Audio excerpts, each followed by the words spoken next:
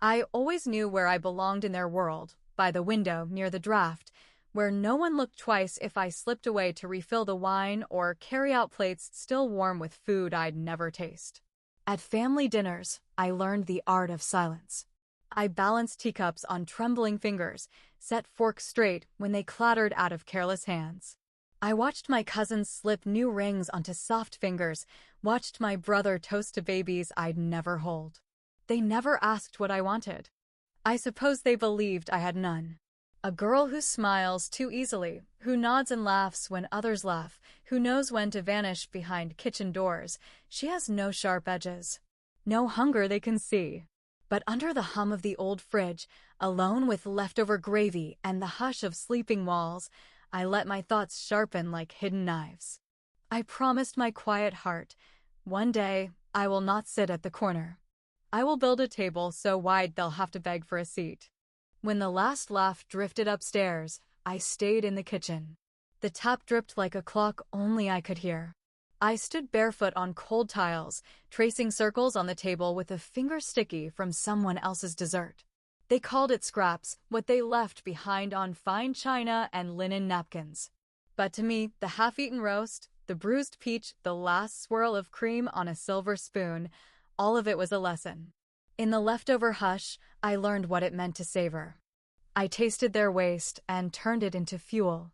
Every sweet crumb carried their careless pride, and with each swallow, I stored it away, the flavor of what they thought they owned.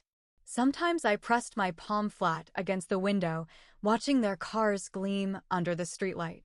Warm laughter slipped through floorboards above, but I didn't envy it. I only made room for something else. A hunger that would outlast their feasts. A crown woven not of flowers, but of patience.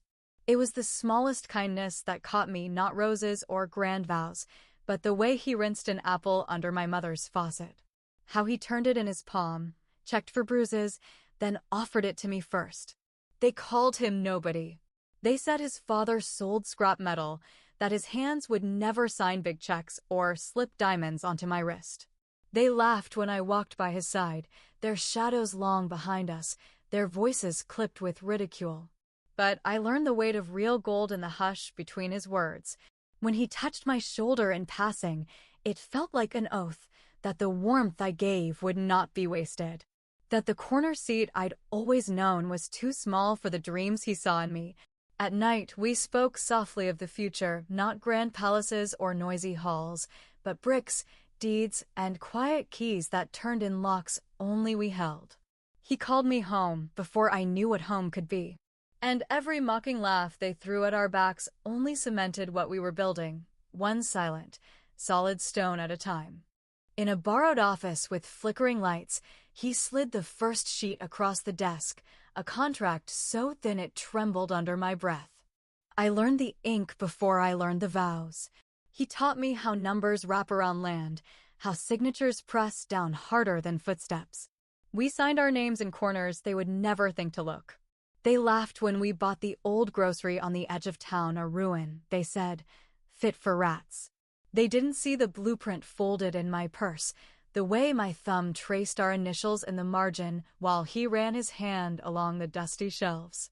At night, we brought paint and bread, laid tarps over cracked floors. My laughter echoed off the bare walls, soft, almost shy. The world called it a ruin, but under my palms, ruin turned fertile.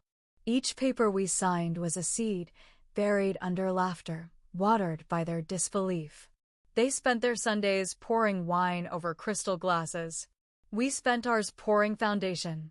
The grocery turned corner shop. The corner shop turned a street of whispers. Who owns that place? They'd ask each other, peering through glass we'd cleaned with our sleeves and soft cloths. At night, we hung warm bulbs on strings across the ceiling, cheap bulbs, but when they flickered on, they made the shelves gleam like treasure chests. I stood under them, arms crossed over my chest, watching him fix the last wire. He grinned at me in the yellow glow, my quiet man with rough hands and soft eyes. Neighbors peeked in first, old women who remembered me as the awkward girl at family gatherings, the one who refilled trays while the others toasted. They tasted our bread, our fruit, our new prices. They carried whispers back to their living rooms, to their sons, to their sisters. My family didn't come. Not once. They said the street would swallow us, that the roof would leak, that we'd stand ankle-deep in failure, begging for a loan at their big table. We swept our own floors. We counted every coin ourselves. Some nights, I fell asleep at the counter, forehead pressed to a notebook covered in numbers and dreams. He'd tuck my hair behind my ear, press his lips to my temple, no words, just that hush that said, not yet. But soon, outside, the street lamp flickered, just like the bulbs we strung. But inside, our little lights stayed warm, stayed steady. And piece by piece, I started to believe ruin is only ruin until you claim it. The mornings smelled of fresh bread and hope, but sometimes hope felt heavy, like a stone pressing down in my chest. I carried orders on trays, stacked boxes high, and smiled while customers asked about the newest jam or the season's first apples. Yet behind the counter, when no one watched, I felt the quiet tick of time like a slow clock counting losses. They didn't know about the nights I wrestled with doubt, when the ceiling's cracks seemed to whisper their warnings. The same family who once handed me scraps now passed by our window, eyes sliding away from the glowing bulbs and neatly stacked shelves. I wanted to tell them, I'm not waiting for permission. I'm waiting for the world to catch up. He held my hand once, when the first real snow fell, and said, "We've built something stronger than the cold." And I believed him, because the weight I felt wasn't just waiting. It was the quiet strength in the pause before everything changed. The corner seat I once craved? I was building a whole room now, a room where patience wasn't weakness, but power. And sometimes, power sits quietly, waiting for its moment to rise. The morning light sifted through the curtains, dust motes swirling like tiny dancers. We stood side by side behind the counter, hands flour-dusted, sharing a loaf fresh from the oven. The warmth of the bread seeped into my fingers, a tangible proof of what we'd made with sweat and stubborn hearts. Customers came with cautious smiles, some familiar faces from the neighborhood, others strangers drawn by the soft glow of our little lights. We broke bread with them, each slice a quiet invitation to trust, to stay, to believe in more than just what was handed down. I caught my reflection in the glass, a woman who once hid in corners, now standing tall among shelves stocked with dreams. The laughter that bubbled from my lips wasn't timid anymore. It was the sound of something claimed, earned. Sometimes, late at night, I'd trace the grains in the wood of the table we'd built together, no longer a corner seat, but a gathering place. And I knew, this bread was more than food. It was the proof that hunger, when fed with hope, becomes something whole. Sometimes, when the shop was quiet, I'd catch their reflections in the window, figures from the past, shadows who once overlooked me, now stopped just outside, eyes lingering on what we built. Their silence spoke volumes louder than their words ever had. I saw the weight of surprise, maybe even regret, in the way they glanced away when I met their gaze. But I wasn't the same girl they thought they knew. The girl who once refilled wine without tasting, who balanced teacups and smiled too easily, she'd been folded into the shelves, sealed in the walls of this place we'd transformed from ruin to refuge. Behind the glass, I stood steady, a quiet flame no cold shoulder could snuff out. I watched as the street grew softer, warmer, lit by the small lights we'd strung like constellations against the dark. And I realized, at last, their doubts were just echoes fading in a space I'd claimed. The corner seat was gone. In its place stood a table so wide, so full, it welcomed everyone willing to pull up a chair, including me. Seasons changed, and with them, the rhythm of the shop. Our hands grew calloused, our steps sure.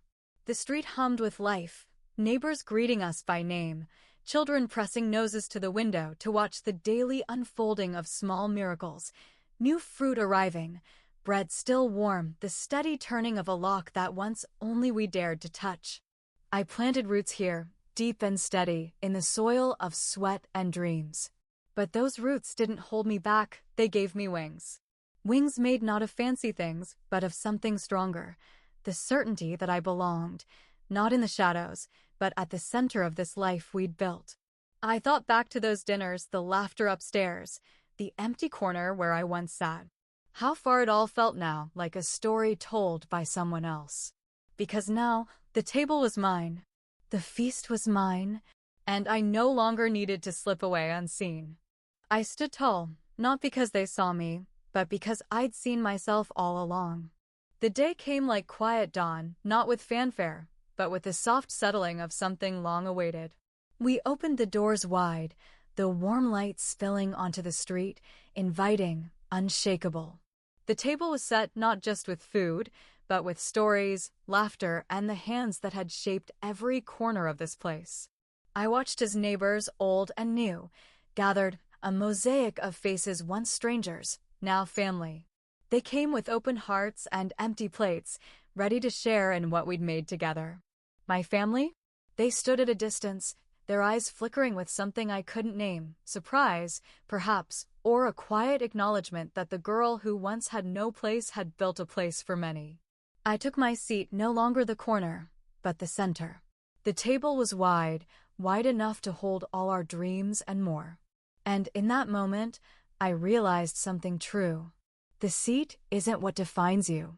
It's the table you build, the space you claim, the hunger you carry, and the courage to fill your own plate first. Because the feast is not given, it's made. And I made mine,